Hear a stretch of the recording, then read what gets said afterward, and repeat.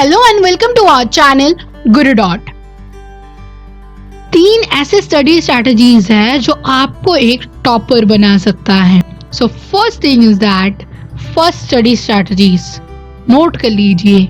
Prepare your day in 5 minutes.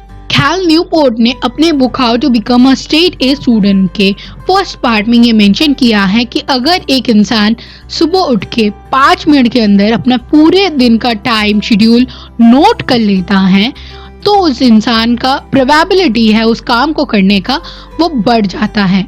ये research में भी पाया गया है, अगर हम किसी चीज को पेन और पेपर के थ्रू नोट कर लेते हैं तो उस काम को करने का प्रोबेबिलिटी इंक्रीज हो जाता है एज कम्पेयर टू जो हम सोचते हैं कि हम करेंगे।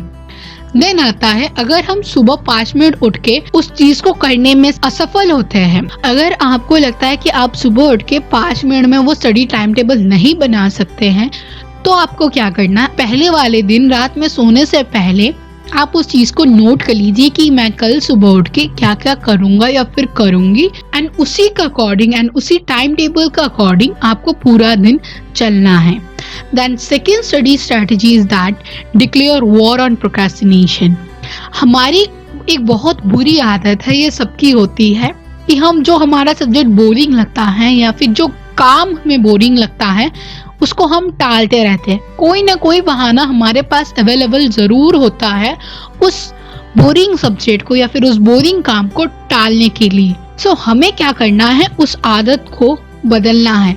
बोरिंग सब्जेक्ट्स को भी हमें उतना ही इम्पोर्टेंस देना है जितना हमें हमारे इंटरेस्टिंग सब्जेक्ट या फिर फेवरेट सब्जेक्ट को देते हैं, क्योंकि बाद में क्या होता है उस एक बोरिंग सब्जेक्ट के लिए आपकी परसेंटेज डाउन हो जाती है एंड आप एक टॉपर बनने से चूक जाते हो। नाउ ये तो पता चल गया कि हमें वॉर डिक्लेयर करना है किसके विरुद्ध, प्रोक्रेस्टिनेशन के विरुद्ध, बट हम ये करेंगे कैसे? सो प्रोक्रेस्टिनेशन को अवॉइड कैसे करें? कुछ ऐसे चीजें हैं जिससे आप प्रोक्रेस्टिनेशन को अवॉइड कर सकते हो। फर्स्ट थिंग इज दैट उस चीज को एक इवेंट बना लीजिए, अपने आप को रिवॉर्ड करना सीखिए। अगर आप वो सब्जेक्ट आज पूरा दिन पढ़ लेते हो तो अपने लिए कोई एक प्राइज रखिए कि हाँ अगर मैं ये कर लेता हूँ या फिर कर लेती हूँ उसके बाद मुझे ये मिलने वाला है। सेकेंड थिंग इज दैट अपने घर से थोड़ा दूर कोई डेस्टिनेशन देखिए।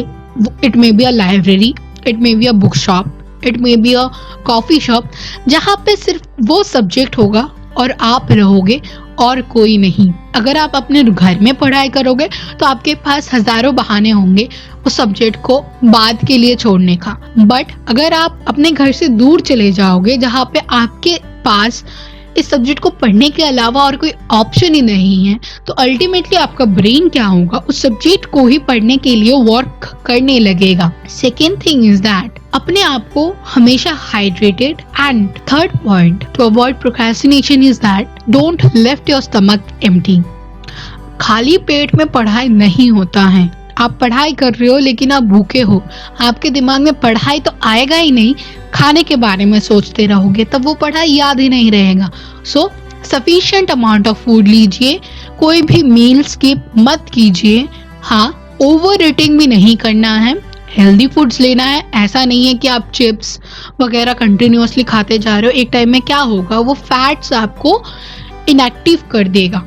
सो आपको क्या करना है, आपको हेल्दी फूड्स लेना है एंड कोई भी मील स्किप नहीं करना है। And the most important thing, hydrated रहना है। At least 2 to 3 litres of water आपको डेली लेना है।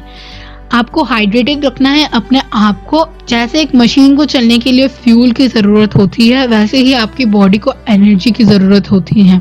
सो उस चीज को दिमाग में रखिए, बिना एनर्जी के आप कोई भी काम नहीं कर सकते हो, एंड एनर्जी फूड से आती है।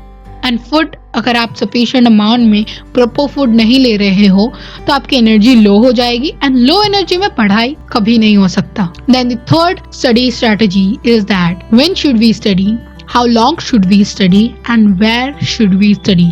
चलिए पहले जान लेते हैं when should we study.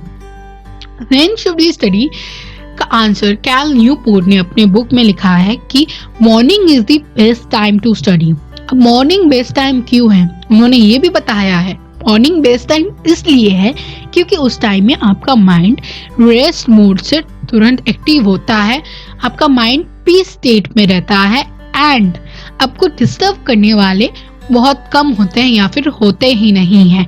Specially अगर आप हॉस्टल लाइफ में हो तो मॉर्निंग टाइम में अगर आप पढ़ाई करते हो तो आपको डिस्टर्ब करने वाला कोई मिलेगा ही नहीं। अगर रात में आप पढ़ाई करते हो उस टाइम में जो आपके बाकी मेट्स है, रूममेट्स है, वो आपके साथ सोशल होने का सोचते हैं तो आपसे वो बातचीत करते हैं, जिससे क्या होता है आपके पढ़ाई से ध्यान हटने लगता है। एंड अगर आप अपने घर में हो, आप अपने घर में पढ़ाई कर रहे हो तो आपको जो टाइम अच्छा लगे, आप जिस टाइम में कंफर्टेबल हो उस टाइम में आप पढ़ाई करो।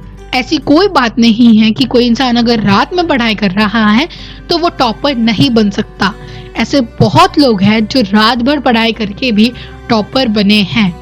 सो आप अपना टाइम खुद चूज कीजिए, कौन से टाइम में आपको पढ़ना सबसे ज्यादा पसंद है, कौन से टाइम में आपका माइंड सबसे ज्यादा एक्टिव रहता है। एंड एक टिप और है, आप अपने सेल फोन को टोटली ऑफ रखिए जब आप पढ़ाई कर रहे हो, क्योंकि एक कॉल आएगा, आप उस कॉल में इतना बिजी हो जाओगे, आपके टाइम टेबल में जो पढ़ाई का टाइम है वो कब चला जाएगा आपको पता ही नहीं चलेगा। Next question, how long should we study? जितने भी टॉपर्स के इंटरव्यूज हमने पढ़े हैं उसमें किसी भी टॉपर ने ऐसा नहीं कहा है कि मैंने 7 to 8 आवर्स कंटिन्यूअस पढ़ाई की है। कोई भी इंसान 7-8 घंटा कंटिन्यूअस पढ़ाई कर ही नहीं सकता। हर एक टॉपर इंटरव्यूज में ये मेंशन किया हुआ है कि वो हर 1-1.5 घंटे के बाद 15 या 20 मिनट का ब्रेक लेते थे, माइंड को फ्रेश करते थे, दिमाग को थोड़ा रेस्ट देते थे, अपने काम करते थे जो अदर एक्टिविटीज है एंड देन फिर पढ़ाई करने बैठते थे। आई एम सेइंग 15 से 20 मिनट का ब्रेक। इसका ये मतलब नहीं है कि आपने 1 घंटा पढ़ लिया फिर 1 घंटे का आपने ब्रेक ले लिया तो उससे क्या होगा, आपका टाइम वेस्ट होगा। 15 से 20 मिनट का ब्रेक लीजिए, पानी पीजिए, आपको टहलना है तो टहल लीजिए थोड़ा, देन माइंड को फ्रेश कीजिए एंड अगेन पढ़ाई करने बैठ जाइए। And next question, where should we study? Where should we study ये बहुत ही कॉमन क्वेश्चन है। हम कहाँ पे पढ़ाई करें? आप अपने रूम में पीस मूड में अगर पढ़ाई करते हो वो भी आपके लिए सफिशिएंट है, वो भी आपको टॉपर बना सकता है, आपको 99% तक पहुंचा सकता है। अगर आप सब्जेक्ट को टालने की आदत है आपकी, या फिर आपके कोई ऐसा बोरिंग सब्जेक्ट है जो आपके दिमाग में जाता ही नहीं है, या फिर जाता भी है तो आप उस सब्जेक्ट को लेना ही नहीं चाहते, उस सब्जेक्ट को पढ़ना ही नहीं चाहते, तो उसके लिए आई विल सजेस्ट आप लाइब्रेरी चले जाइए। वहां पे सिर्फ उसी किताब को लेके जाइए जो आपको बोरिंग लगते हैं या फिर जिस सब्जेक्ट को आप टालते रहते हो। एंड क्योंकि लाइब्रेरी में आपके और उस सब्जेक्ट के अलावा आपके पास कोई ऑप्शन ही नहीं होगा, इससे क्या होगा, आपको कोई बहाना ही नहीं मिलेगा उस सब्जेक्ट को टालने के लिए। सो ये थे वो 3 ऐसे स्टडी स्ट्रैटेजीज जो आपको एक टॉपर बना सकता है, जो आपको 99% तक पहुंचा सकता है। आई होप ये वीडियो आपको हेल्प करने वाला है। इन 3 स्टडी स्ट्रैटेजीज को नोट कर लीजिए एंड उसके अकॉर्डिंग आप चल के देखिए, 1 महीने में आपको रिजल्ट जरूर दिख जाएगा। एंड अगर आपको वीडियो अच्छी लगी है प्लीज लाइक, कमेंट, शेयर कर दीजिए अपने दोस्तों के साथ एंड कमेंट में जरूर बताइएगा कि आप कौन से स्टडी स्ट्रैटेजीज को फॉलो करते हो या फिर आप कौन से स्टडी स्ट्रैटेजीज को फॉलो करने वाले हो। And last but not the least, अगर आपने अभी तक चैनल को सब्सक्राइब नहीं किया है प्लीज सब्सक्राइब कर लीजिए एंड साइड में एक बेल आइकन है उसे हिट करना मत भूलिएगा। नीचे डिस्क्रिप्शन बॉक्स में बाकी सारे वीडियोस का लिंक दिया हुआ है। With this note, thanks for watching this video. मिलता है नेक्स्ट वीडियो में।